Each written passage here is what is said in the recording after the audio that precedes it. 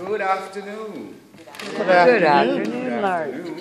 My name is Lars Willem, and on behalf of Douglas Arthur Brown, I'm dressed up to kill. He always on behalf of Douglas Arthur Brown, the publisher of Bullandry Island Press, located in Bullandry, the independent island of Bullandry, we would like to congratulate Sandra on the publication of Light Years. It was Douglas's intention to be here, but due to a mix-up flights from Toronto, he won't be arriving until later tonight.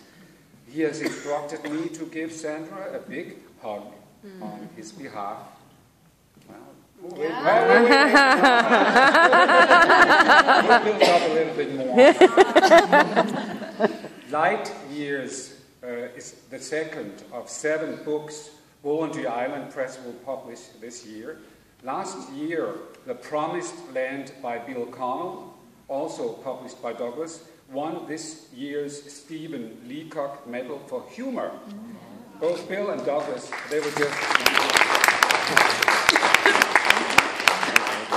So both Douglas and Bill, they have just been in Australia to receive the award at that gala Saturday.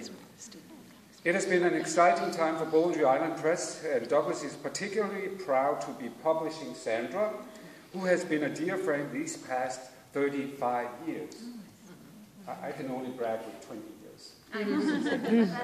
Okay then. Douglas would also like to congratulate Sandra on her mother's 101 years birthday. Congratulations.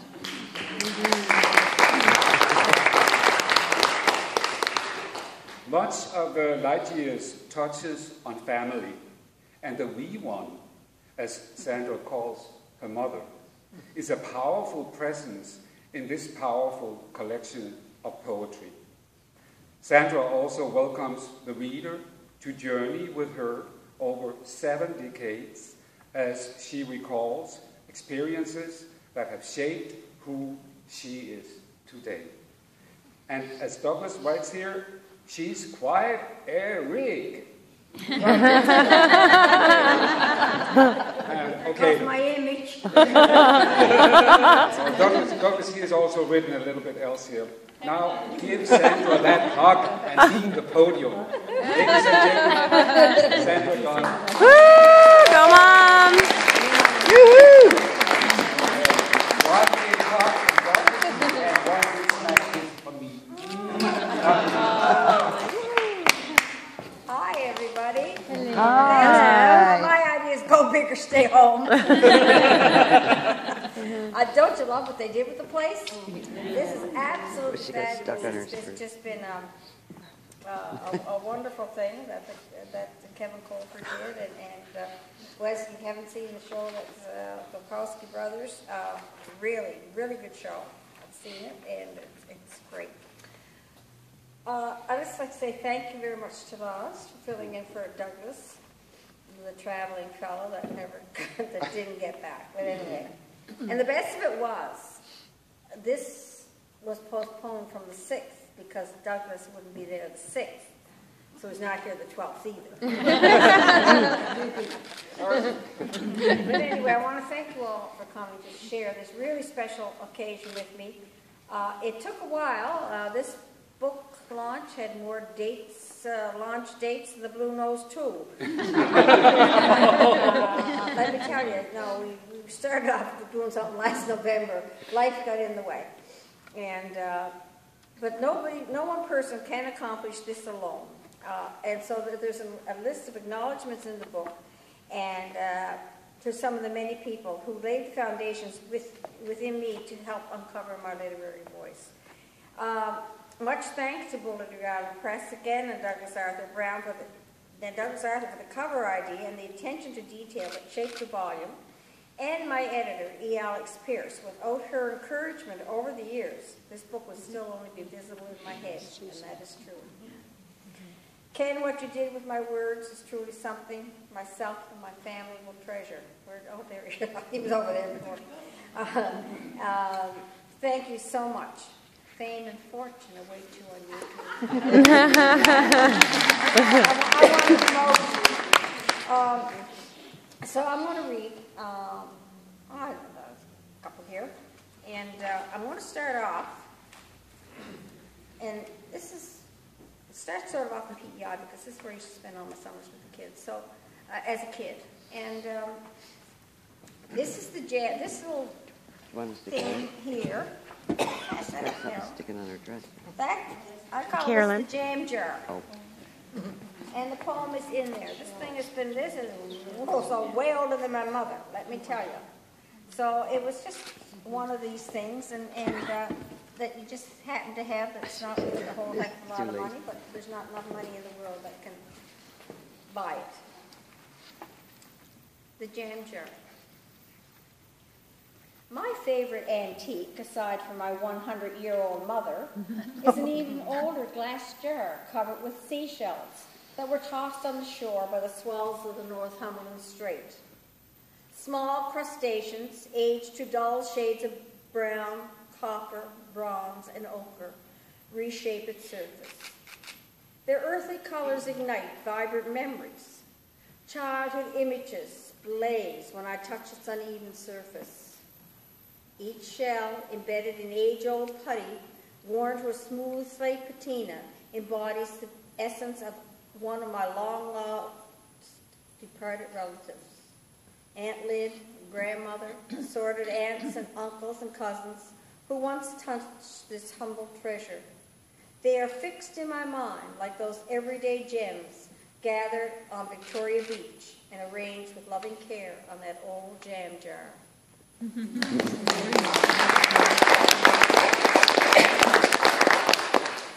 Yeah, we don't all have summer bungalows, eh? So, but I do go to the bungalow, and I'm going to tell you about my bungalow. This is called repurposing. It doesn't matter that my summer bungalow is a 10 by 14 screened add-on to my home in the pier.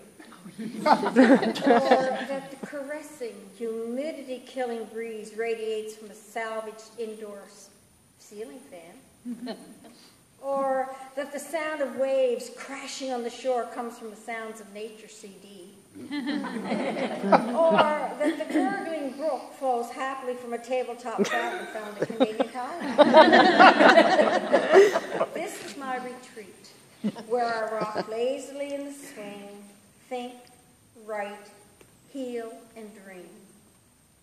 Imagination whisks me wherever the spirit yearns to be. No visa required. It's all so refreshing and restorative, like the long-stemmed neon pink plastic goblet of an Australian Chardonnay, feisty, frosty, elegantly positioned, like the old mustard-colored Coleman cooler, stylishly repurposed as a coffee table. I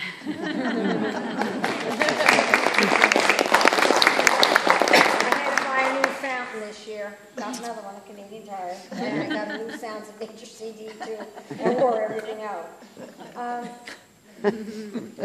This next one is in the section called The Point of No Return. And this one is called Colors.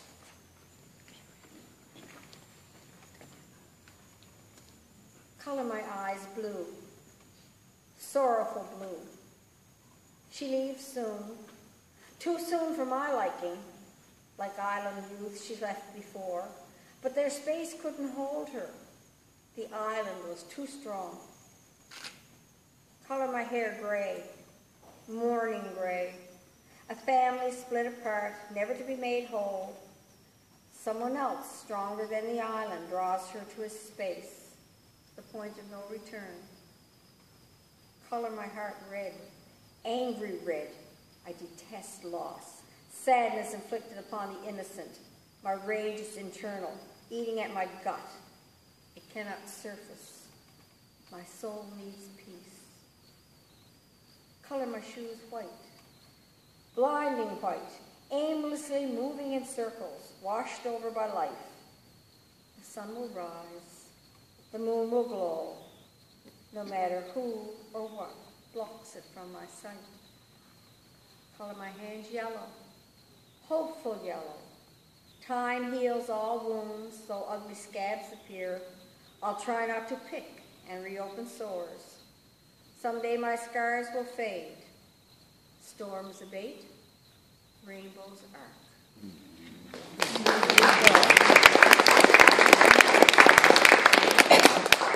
And I'll do a couple from the mother part. This one is called Sentenced. Mom's been confined to bed for quite some time. And so this is sort of how, you think someone might feel in that position. Confined to a jail bed, she rails against her fate. Her body, the warden, controlling when she sleeps, laughs, weeps. Her care provided by a plethora of guards.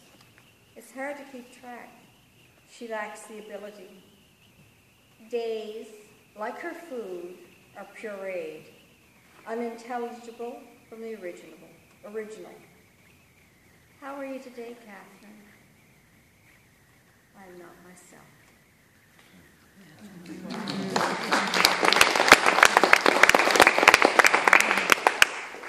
And I've been asked several times, how do I write here? Things fall out or they don't fall out. That's the way with my writing. There's no rhyme or reason to how I write. I'll think of something. I might mull it over for months before I even put a sentence down, and then all of a sudden I could be somewhere and somebody could say something, and then a whole poem appears. It's probably only by painting or something. You just get the idea of it. And I was at a workshop with Alex Pierce when she was home this spring, and she gave us a quote by Rainier Maria Rilke, and he's not with us anymore, but he was a poet. And the quote was, "For a long time, nothing. Then suddenly, one has the right eyes." So this is called right eyes. Eyes that see and feel eternally, like a system scan on your TV. Let me start that again. I'm drawing. Okay. Right eyes. Eyes that see and feel internally, like a system scan on your PC, checking every stored memory, discarding the unwanted, the useless, repairing fragmented thoughts, making them whole again. Eyes that see and record externally, like the security camera that captures segments of life, sometimes prying into private moments, sometimes revealing a spectacular sunset, or the butt of a seagull who used it for a perch while surveying his kingdom.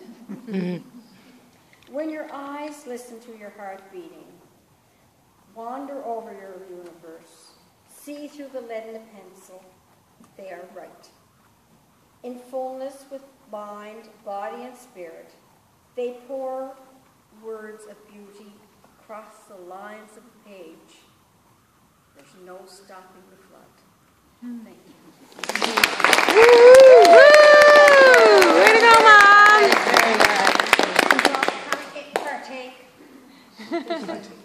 Partake. Tea, coffee, iced tea, and all the good stuff. Yes, sir? Sandra, you may have had more launching to put off than the Bruno, but at least your ship sailed.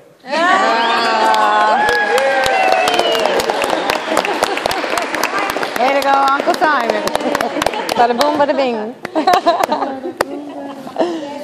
I am a Greek. Okay, so I'm a Greek. Anyway, thank you